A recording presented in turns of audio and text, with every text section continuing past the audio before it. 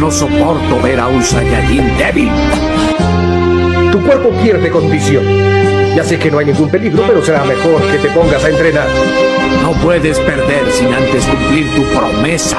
¿Ya lo olvidaste? Eres algo degradante. En una pelea lo más importante es la fuerza. Los únicos que se quedan son los fuertes. Los débiles mueren. El poder lo es todo. ¡Entiéndelo!